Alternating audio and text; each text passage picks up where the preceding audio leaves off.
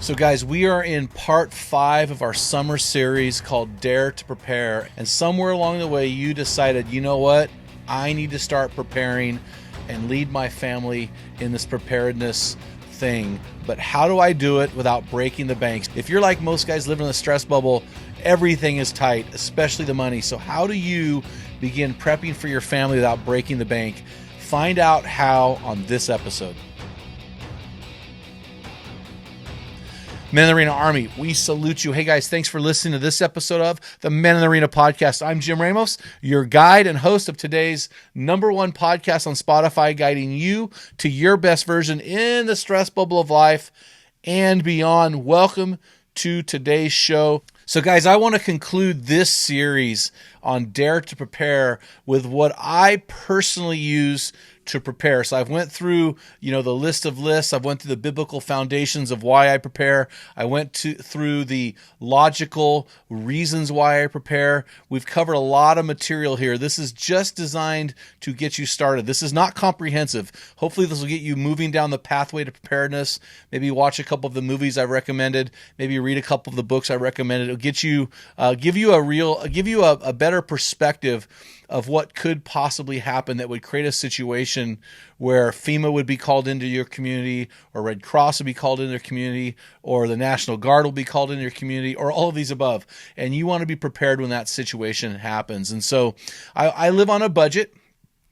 And because I live on a budget, I have to be really wise with how I spend the family's money. Now, I'm outside of the stress bubble now, so my budget is a little looser.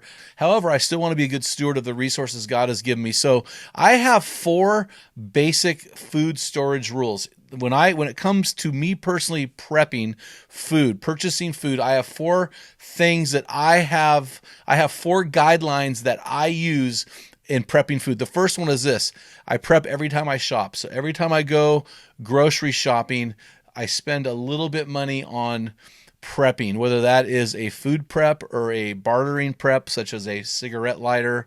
I don't smoke cigarettes, so it's just a lighter for me. Or whether it's a fireplace lighter, or whether it's a 1 pound container of Morton salt. I'm always buying something. So I always prep every time I shop, even if it's $2, as much as $20. I'm using the $2 to $20 range. Number 2 is what I am prepping must have a long shelf life. I am prepping for things that I can literally pass on to my children. Things like a lighter, things like whole grain red wheat, things like rice, things like beans. These things can last decades if stored right. Number 3 is these items, the food items I am storing must be simple, nutritious, and highly effective. So that's what I'm looking for. I'm looking for simple things to purchase that are nutritious and highly effective. And the 4th thing, and this is different for most people, the 4th thing that I do that a lot of people don't do is all of these things I'm purchasing, most of these things, there is a caveat, most of these things are add water only. So in my region in Oregon, we have a lot of water and a lot of access to water. So for me, all I need is easy access to water and a way to heat it up, and I can cook all of these food sources, which I'll tell you later about in the podcast. Now, there is a caveat. The one caveat is I do purchase canned vegetables. When I mean vegetables, I mean any vegetable that is not a bean and not yellow. So I'll purchase green beans, peas, mixed vegetables, diced tomatoes, stewed tomatoes, tomato paste, this type of thing. So these are the 4 rules I try to, or 4 guidelines I try to live by when I'm prepping.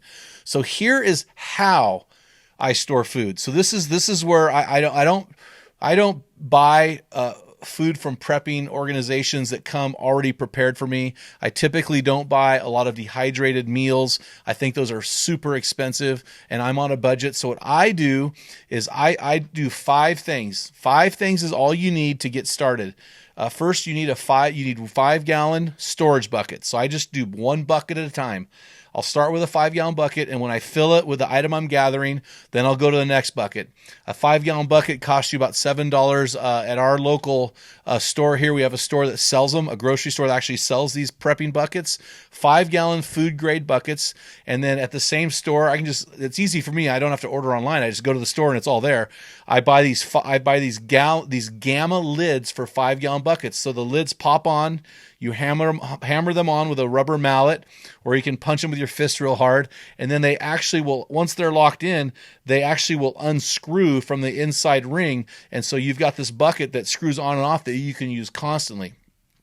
So I'll buy these Mylar bags, which prevents insects and different things from coming in. I will throw an oxygen absorber in each bag, which is another one of my, which is one of my 5 of my list. So I have 5-gallon food grade buckets. I have gamma lids. I have Mylar bags. I have oxygen absorbers, and I have a zip tie or a little twisty tie.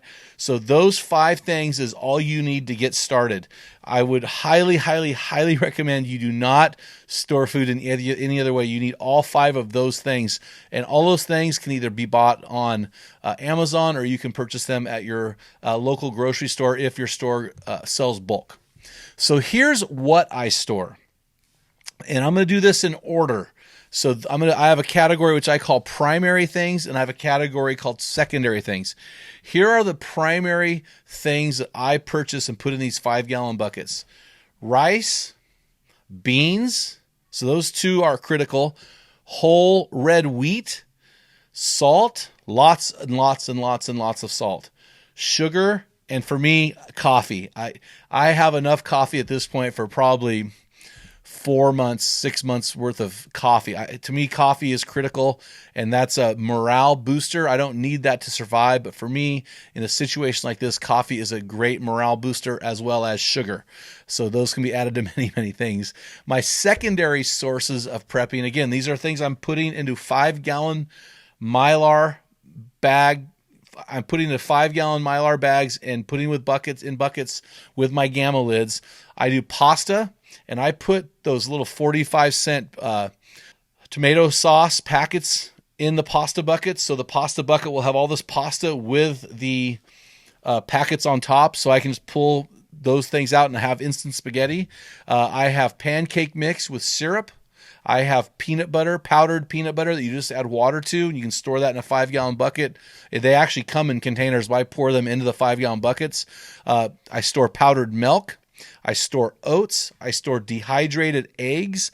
I store dehydrated potatoes, and I store and you can store, but I don't. You can store dehydrated vegetables, but I have found that they are incredibly expensive, and so I typically just buy canned vegetables. So that's what I do. I take these items. I think I gave you 13 different food sources: rice, beans, wheat, salt, sugar, coffee, pasta, pancake mix, peanut butter, powdered milk, oats, dehydrated eggs, and dehydrated potatoes. There are probably more. This is what I do. Put them in 5-gallon Mylar bags with an oxygen absorber in a 5-gallon bucket with a gamma lid, and I zip tie them or I twisty tie them. The primary items will store for decades. That's what I do. Hopefully that'll help, guys. If you need any more advice or if any more questions, please hit me up. We're pretty good at responding rapidly to your questions. And if this episode helped you today, guys, do me a favor, man. Click this link, copy it, and send it to somebody you love. Get them in this process with you. Until next time, feel the wet sound on the arena floor. Hear the deafening roar of the crowd. Taste the sweetness of victory. Smell the stench of battle. Get in the game. Get dirty, grind it out, and be a man.